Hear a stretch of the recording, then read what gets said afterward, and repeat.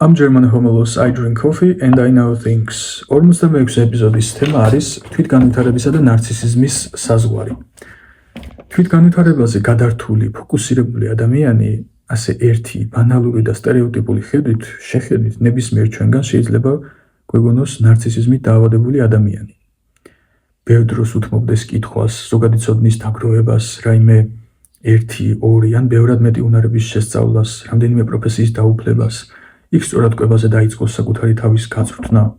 ცდილობდეს, რომ ჯანსაღად იკვებოს, ვარჯიშობს, რომ კარგ ფიზიკურ ფორმაში იყოს და აკეთებდეს თავისთვის სასიკეთო საქმეებს.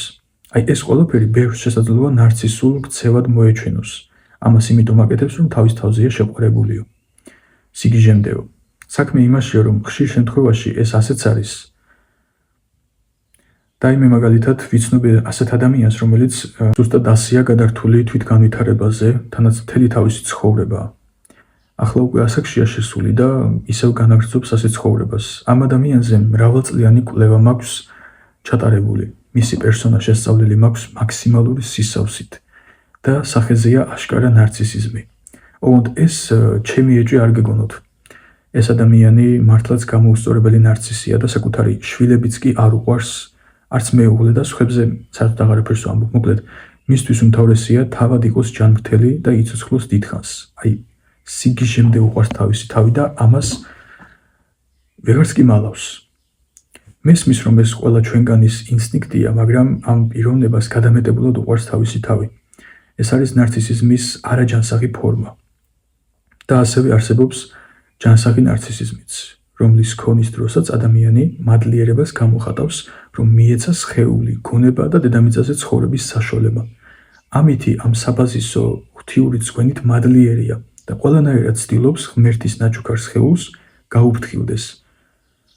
გონება თავისი სრული ძალებით გამოიყენოს, ისწავლოს, შეიმეცნოს და ასე შემდეგ და უბრალოდ იცხოვროს ჯანსაღად, ღირსეულად, შემდგარ პიროვნებად.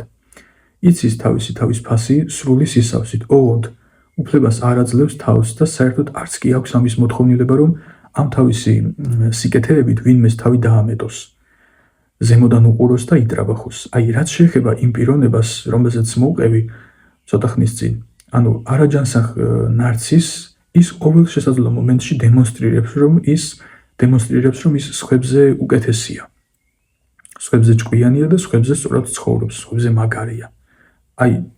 ეგრევე ჩანს, რომ ამას დემონსტრირებს თან ნებისმიერ მომენტში, როგორც კი შანსი მიეცემა. ასე და ამგვარად თვით ისეთი გამაღიზიანებელი რამის, როგორც ნარცისიზმია, თვით მისი შემოტრიალებაც შეიძლება სასიკეთო მხარეს. თვითგანვითარებულობასა და ნარცისიზმს შორის ზღვარი წარმოადგენს ჯანსაღ ნარცისიზმს.